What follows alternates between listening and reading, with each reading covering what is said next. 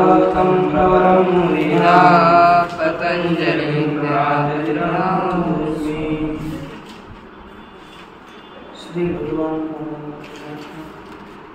श्री गुरुवर जगद्गुरु तुकाराम महाराज, शांति ब्रह्म एकनाथ महाराज, आदिगुरु श्री शंकराचार्य इत्यादि सब संतों की अलौकिक अवैधों और कारण करुणा ऐसी कृपा से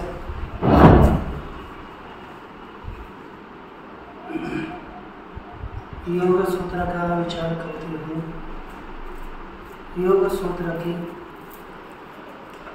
प्रथम समाधि वर्ग का विचार कर रहे थे और यहाँ पर बताया कि ईश्वर के प्रणिधान से यह समाधि होती है। तो ईश्वर प्रणिधान क्या चीज़ है? तो ईश्वर क्या चीज़ पहले बताया? क्लेश कर्म अविद्या है ना। क्लेश कर्म परामृष्ट पुरुष विशेष ईश्वर बताया। अब उसमें क्या निरतिशय है, कैसा ज्ञान है, इसका कथन कर रहे हैं। तो देखिए कहते हैं तत्र किंच और तत्र निरतिशयं सर्वज्ञ बीजं तत्र निरतिशयं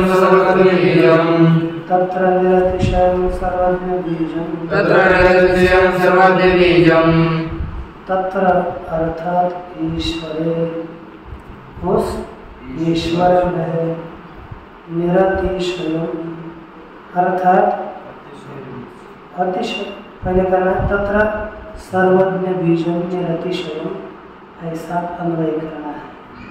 तत्र ईश्वर में सर्वज्ञ बीजं सर्वज्ञता का कारण बीज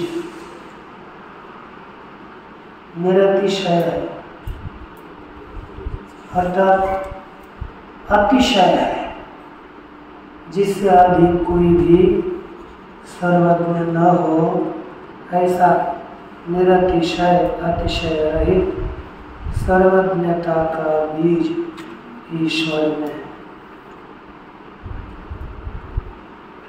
आगे कहते हैं यदि इदम अतीतानागत प्रत्युत्पन्न प्रत्येक समुच्चयातीन्द्रिय ग्रहणम अल्पम बहु इति सर्वज्ञ बीजम् एतद्धि वर्धमानं यत्र निरतिशयं स सर्वज्ञः। क्या कहा?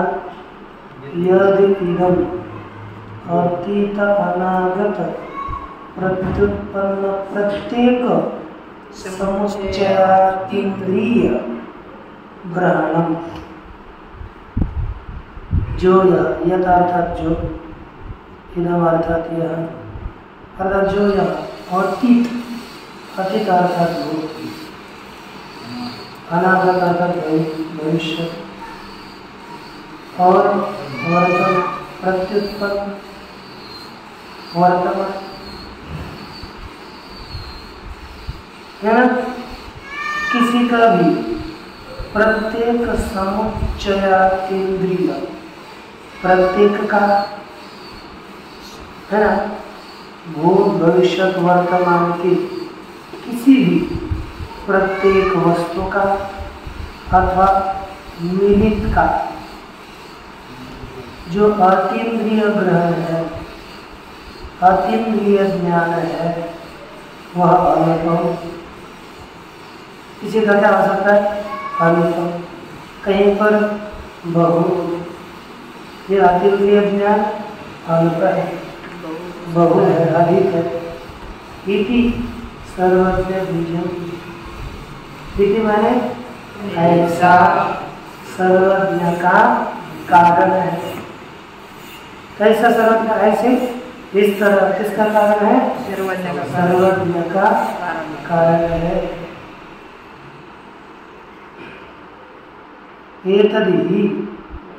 एतद् यावत् क्योंकि यही वर्धमान अर्थात बढ़ा हुआ, यत्र निरतिशयम् न्यून ज्यादा, इसको बढ़ करके जहाँ पर अतिशय ज्यादा होता है, निरतिशय होता है। सह सर्वज्ञ, वह कौन हो गया? सर्वज्ञ। अस्ति काष्ठा प्राप्ति है कि नहीं? वही सर जहाँ पर ये एक किंवा समुदाय के ग्रहण का निरतिशय वृद्धि होती है, जहाँ ये ज्ञान सबसे बढ़कर के सबसे ज्यादा होता है, वह सबको ही कहता है सर्वज्ञ।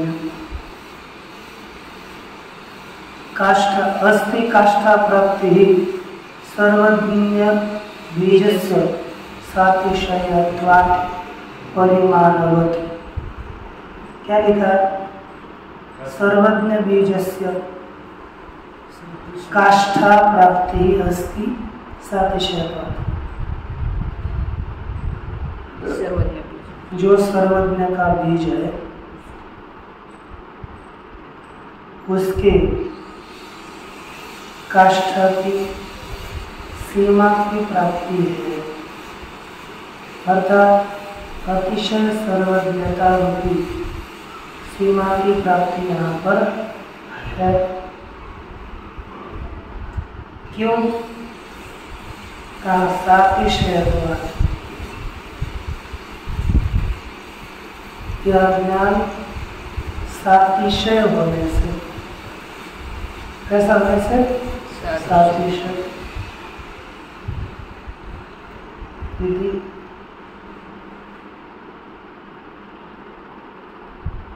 है ना, क्योंकि ये भी सर्वज्ञ का बीज भी सातिशय है, कम ज्यादा वाला है ना। अब किसी आप लोगों में किसी को पता चलता है, किसी को पता नहीं चलता है कि नहीं? इसलिए ये सातिशय होने के कारण सर्वज्ञ बीज की काष्ठा की प्राप्ति है। उदाहरण दिया परिमाणवत्, किसके समान? परिमाण के समान है कि नहीं? परिमाण के समान। यत्र काष्ठा प्राप्ति ज्ञानस्य सह सर्वज्ञ। क्या लिखा? जहाँ ज्ञान की सीमा की प्राप्ति है वह सर्वज्ञ, अर्थात जिससे अधिक किसी का भी ज्ञान नहीं है वह कौन हो गया? सर्वज्ञ। सच पुरुष विशेष, और वह विशेष पुरुष है। और विशेष पुरुष कौन हो गया? यही ईश्वर। आगे सामान्य मात्रों को संभाले, कृतोपक्षयम अनुमान न विशेष प्रतिपत्तौ समर्थमेति तस्य संज्ञा दि विशेष प्रतिपत्ति आगमतः पर्यन्विष्य। क्या कहा?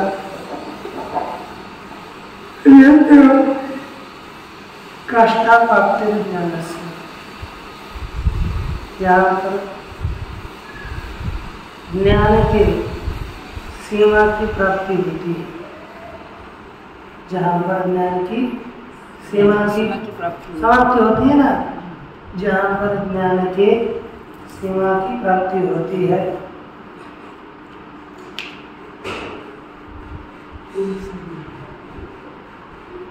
वही सर्वज्ञ बनेगा, वही पुरुष शब्द। सामान्य मात्रों को संभाले,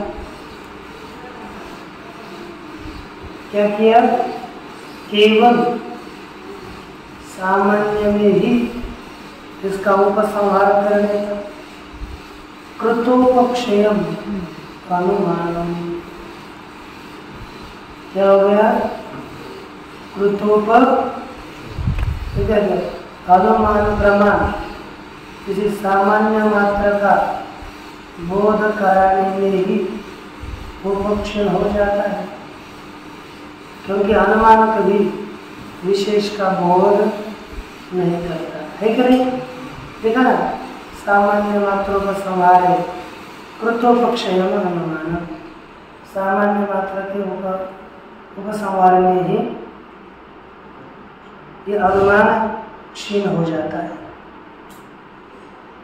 न विशेष प्रतिपत्तो समर्थन, अनुमान सामान्य के ज्ञान में ही समर्थ है, विशेष के ज्ञान में समर्थ। जैसे पर्वतो वन्यमान धूमा, क्या वाक्य है? पर्वतो वन्यमान धूमा के वाक्य है। तो इस वाक्य में सामान्य कौन हो गया? वन्य। उस वन्य का बस ज्ञान होता है, वन्य विशेष का ज्ञान होता है क्या? चंदन के कष्ट की वन्य है कि बेसम की वन्य है कि बबूल की वन्य है, ये ज्ञान नहीं होता। विशेष वन्य का ज्ञान नहीं होता, बस सामान्य वन्य का ज्ञान होता है। तो अनुमान सामान्य चीज का बोधक है, विशेष चीज का नहीं। संज्ञादि विशेष प्रतिपत्ति आगमत पर्यन्वेष्य, तस्य अर्थात जो अनुमान के द्वारा जाना हुआ पदार्थ है सामान्य रीति से, यदि यहाँ पर लिखता है अनुमान से सामान्य होता है, विशेष नहीं होता। तस्य का अर्थ करें, तस्य मुझे लिखा निरतिशय ऐश्वर्य से, निरतिशय ऐश्वर्य की का ज्ञान आगम से ही समझना चाहिए। आगम वेद शब्द प्रमाण, उसे हमें जानना चाहिए। तस्य आत्मानुग्रह भावे भी भूतानुग्रह प्रयोजनम, है कि नहीं? तस्य आत्मानुग्रह भाविक माने ईश्वर से, ईश्वर का खुद के उपकार के लिए कोई प्रयोजन न होने पर भी प्राणियों के लिए, प्राणियों के ऊपर अनुग्रह करना यही प्रयोजन है। निरतिशय सर्वज्ञत्र बीजम, ये खुद के लिए ईश्वर का कोई प्रयोजन नहीं है, बस भूतों के ऊपर अनुग्रह करना यही एक प्रयोजन है। ज्ञान धर्मोपदेशेन कल्पित, कल्प ज्ञान धर्मोपदेशेन कल्प प्रलय महाप्रलयेषु संसारिणः पुरुषान् उद्धरिष्यामि इति। क्या बोला? ज्ञान रूपी धर्म के उपदेश के द्वारा कल्प प्रलय और महाकल्प के प्रलयों में संसारी पुरुषों का मैं उद्धार करूंगा, इस प्रकार का संकल्प होगा, यही उसका प्रयोजन है। तथा च उत्तम, और उसी प्रकार कहा गया कि आदि विद्वान निर्माण चित्तमधिष्ठाय कारुण्यात् भगवान परमर्षि आस्वे जिज्ञासमानाय तंत्रं प्रवाच। आदि विद्वान, प्रथम विद्वान, ऐसे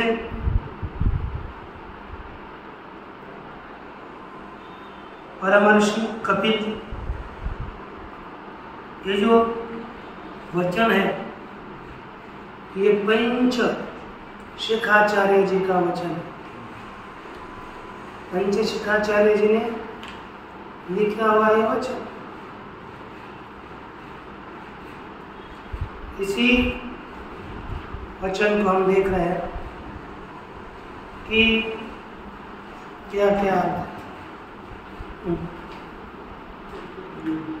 अलग अलग टीके हैं। जैसे मैं ये देख रहा हूँ ना, मेरे पास इस हमारे पुस्तक में है, इसके ऊपर श्लोकादि भी लिखे हुआ है। क्या लिखा पता है? आसेवित संस्कारम विद्या श्रद्धादि पूर्वक अभ्यासो दृढ़ भूमि दीर्घ कालम निरंतर लिखा है।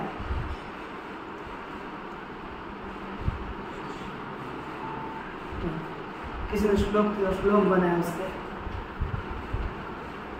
तो देखो ये पंचशिखाचार्य जी का वचन है। वही प्रमाण रूप से देते हैं कि आदि विद्वान, प्रथम विद्वान भगवान कपिल जी, निर्माण चित्तम, संस्कार का नाश होने पर योगियों का जो चित्त होता है वह निर्माण चित्त है। उसका आश्रय करके कारुण्य से कृपा से भगवान परमर्षि कपिल जी ने जिज्ञासमानाय तंत्रम प्रोवाच, जिज्ञासा करने वाले के लिए इस तंत्र का उपदेश किया गया।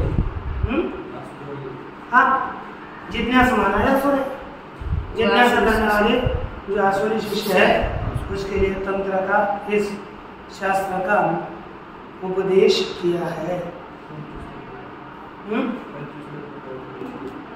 क्या? हाँ, नवोदय है क्या? इसमें दिया है हिंदी के। अरे आसुरी नाम के शिष्य है, उनको तो किया। फिर 25 श्लोकों को क्या बोल रहे हैं? 25 तत्वों का। वही तत्व है अपने जो चल रहे सांख्य तत्व वही, और कोई नहीं। मुझे लगा और कोई क्या दूसरा कुछ बोल रहे, 25 लोगों को बेच किया है। मतलब 25 तत्व तो है, पता है ना, प्रकृति के 24 और ये पुरुष, प्रकृति पुरुष, इनका उद्देश्य किया। ये दोनों की जगह पर एक ही प्रमाण है ना, इसमें भी सांख्य योग, इसलिए इसका नाम ही दिया है सांख्य योग दर्शन। सांख्य योग दर्शन,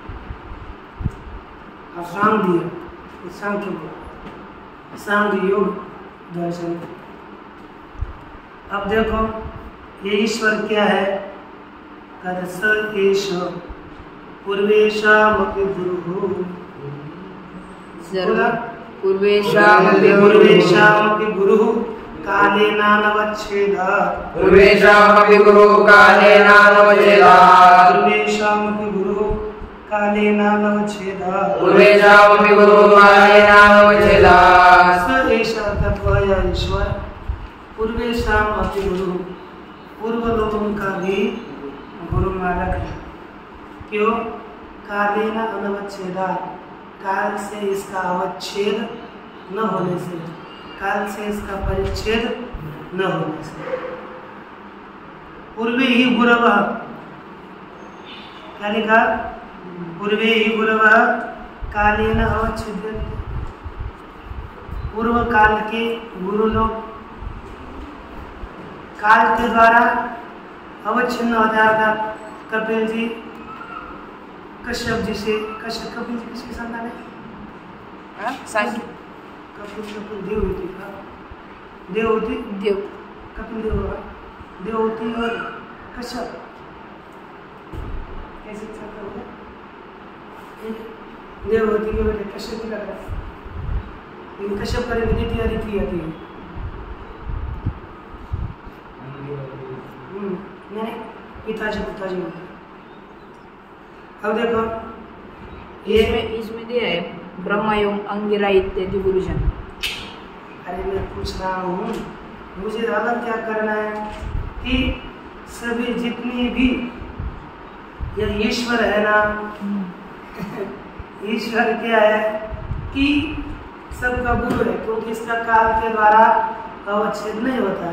तो उदाहरण रूप से कश्यप जी आप लोग को पता है आदि होती से उनका जन्म हुआ और बाद में वो छोड़कर जले गए, तो काल अवच्छिन्न हो गए ना, बीच काल में रहे, पहले नहीं थे बाद में नहीं है, तो काल के द्वारा अवच्छिन्न हो गए। ऐसे सब अंगिरा ऋषि अंगिरा का जन्म किससे हो गया ये देखना पड़ता है फिर हमको।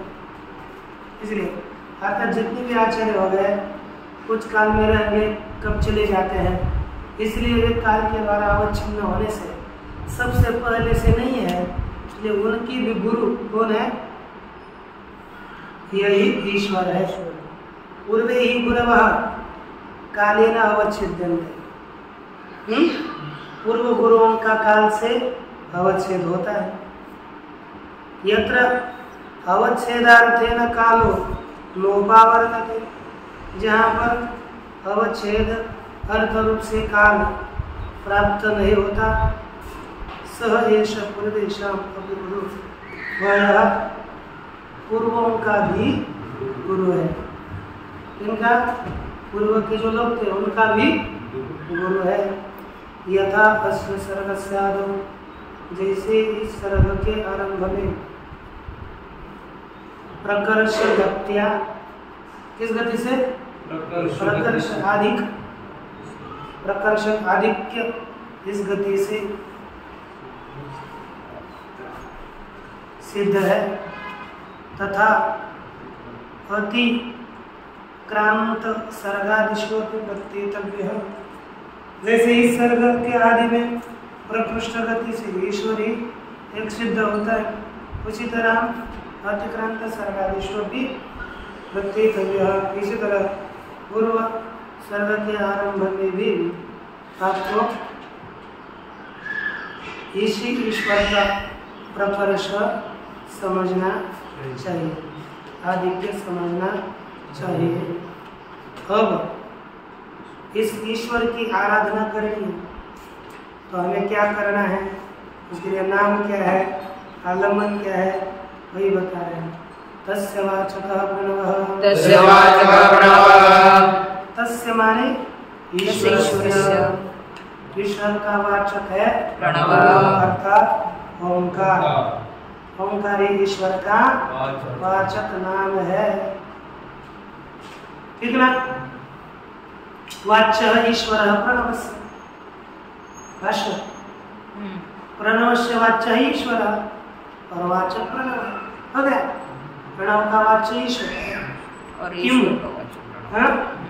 किम अस्य संकेत कृतम वाच्यवाचकत्वम अथ प्रदीप प्रकाशवद अवस्थितम, कहते हैं ये वाच्यवाचकत्व, इस ईश्वर का जो वाच्यवाचकत्व है वह संकेत रूपी है अथवा प्रदीप के प्रकाश के तरह वाच्यवाचकत्व, जैसे प्रदीप का प्रकाश किसी को प्रकाशित करता है, इस तरह का वाच्यवाचकत्व है। क्या है बताओ?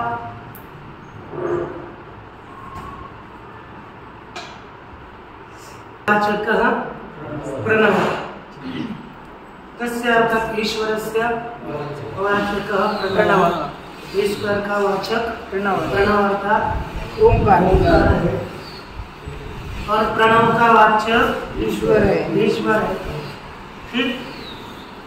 आता अब शंका की करी कि किम अस्य संकेत कृतम वाच्यवाचकत्व, जैसे अस्मात् पदात् वयम अर्थो बोद्धव्यः यदि ईश्वर संकेतः वाच्यत्वम, ऐसा जो न्याय का कथन है,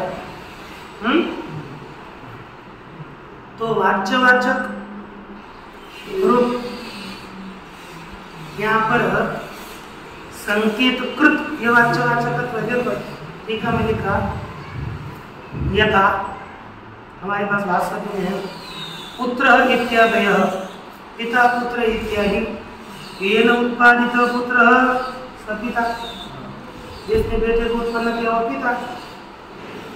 इस वाक्यार्थ इति वाक्यार्थ पितृ शब्देन संकेतीकृत यह वाक्य का अर्थ पितृ शब्द के द्वारा संकेतित किया गया है, प्रकाशित किया गया, सह संकेतित किया गया। संकेत के बिना न पितृ पदार्थ से अवगति ये न उत्पादित से पिता ऐसा संकेत नहीं करेंगे कि पिता पद का अर्थ ही हमें ज्ञात नहीं होगा। अत्र ही वाच्यवाचक संबंध है। यहाँ पर क्या संबंध है? वाच्यवाचक संबंध है। प्रदीप प्रकाशवत अवस्थित तो पूछा ना क्या यहाँ पर वाच्यवाचकत्व संकेत कृत है अथवा प्रकाश प्रदीप प्रकाश की तरह अवस्थित संदेह है तो कहते हैं स्थितोस्य वाचकस्य वाचेन सह संबंध संकेतस्तु ईश्वरस्य स्थितमेव अर्थम अभिनयति।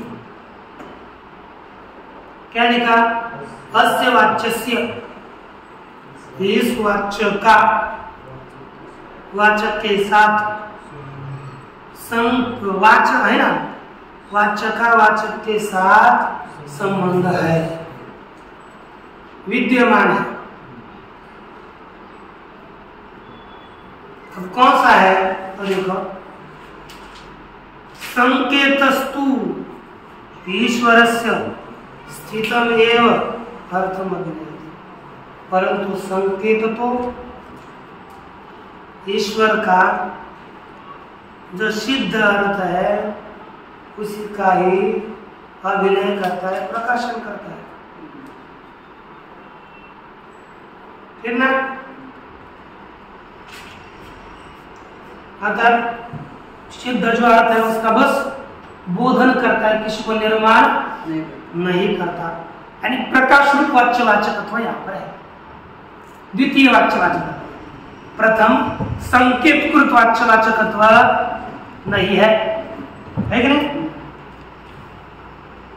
यथा अवस्थित पिता पुत्रयोः संबंधः संकेतेन अवद्योत्यते। कहते जैसे पिता पुत्रयोः अवस्थितः संबंधः अर्थात पिता और पुत्र में विद्यमान रहने वाला संबंध का है ना, संबंध संकेत के द्वारा प्रकाशित किया जाता है। ठीक है? पिता और पुत्र का जो संबंध है, पितृत्व पुत्रत्व, उस संबंध को संकेत यह उत्पन्न यस्मात् उत्पन्न यह उत्पन्न सह पुत्र येन उत्पादित सह पिता। तो इसके द्वारा बस पिता पुत्र का संबंध संकेत इस संकेत के द्वारा ज्ञात होता है कि नहीं?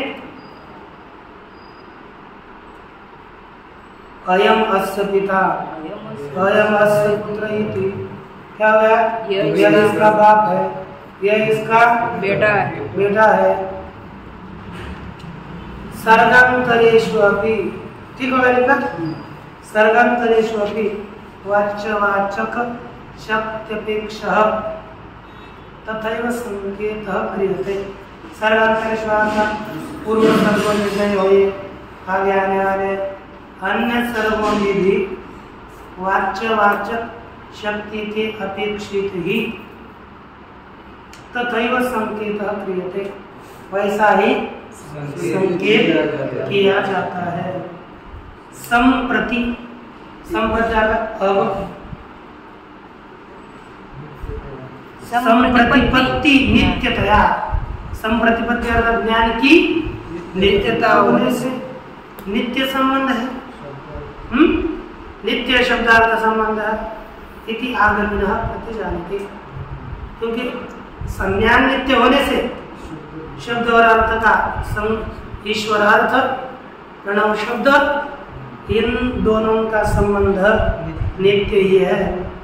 ऐसे आगमिनः प्रतिजानते, ऐसे जानते आगमी लोग प्रतिज्ञा करते हैं, यह बताया गया। अब आ रहा है तज्जपस्तदार्थ भावना, लेना है।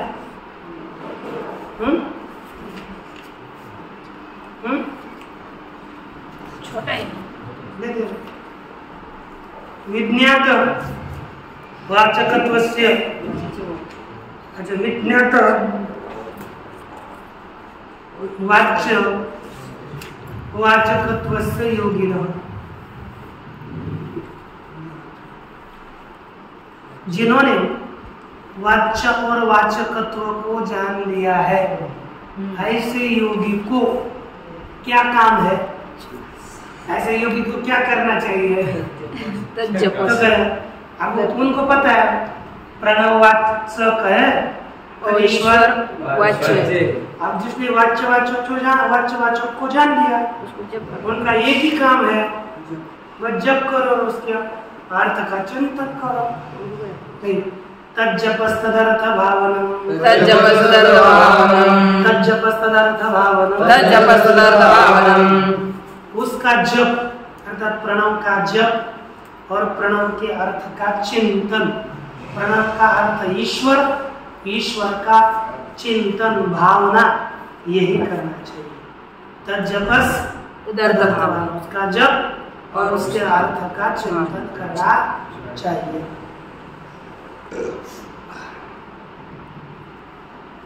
हो गया सूत्रार्थ। भाष्य प्रणवस्य जपः, तज्जप अर्थात प्रणव का जप, तदर्थ भावना अर्थात प्रणवाभिधेयस्य च ईश्वरस्य भावना, प्रणव का विषय जो ईश्वर उसकी भावना, उसका चिंतन करना चाहिए। ठीक है।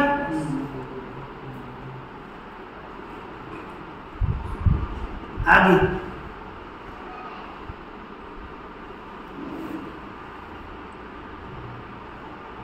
नारायण तद अस्य योगिनः प्रणवं जपतः, वह इस योगी का अर्थात प्रणव का जप करने वाला जो योगी है, और प्रणवार्थम च भावयतः, प्रणव के अर्थ का ईश्वर की भावना करने वाले योगी को क्या प्राप्त होता है? चित्त एकाग्र्यम, चित्त एकाग्रम संपन्न, कभी चित्त की एकाग्रता संपन्न होती है। प्रणव का जप करने वाला, ईश्वर का चिंतन करने वाले के चित्त में एकाग्रता होती है। तथा च उत्तम, वही का पंचशिखाचार्य उनका बहुत प्रमाण देते हैं। विष्णु पुराण, मुझे देखने दो, विष्णु पुराण का ये तो पंचशिखाचार्य का आता है। वही बताया स्वाध्याय योगम योगमासीत्, स्वाध्याय योगात् स्वाध्याय मामने, योगात् स्वाध्याय मासते, मामने की मासते, मासते, मासते। स्वाध्याय योग संपत्त्या, स्वाध्याय योग संपत्त्या, परमात्मा प्रकाशते, परमात्मा प्रकाशते। इसमें देखता हूँ एक मिनट, मामने नहीं है, अच्छा मामने तस्वीर है, दोनों ठीक है। स्वाध्याय मासंती पाठांतर आगे स्वाध्याय योग आसीत्, क्या करे? स्वाध्याय अर्थात निरंतर ओंकार के जप, यही स्वाध्याय है। निरंतर ओंकार के जप से योगम एकाग्र्यम आसीत्, अर्थात एकाग्र हो जाए, एकाग्रता की सिद्धि करे साधक। किया, फिर योगात् स्वाध्यायम आप योगात् स्वाध्यायम आसते, ठीक है। योग से अर्थात एकाग्र के द्वारा स्वाध्यायम हमारे लिखा है अब आमनित, आमनित अच्छा लग रहा है। योग से पुनः योग से स्वाध्याय का अभ्यास करें। आमनित माने अभ्यासित, अभ्यास करें। जब से एकाग्रता प्राप्त करें, एकाग्रता से पुनः अभ्यास करें।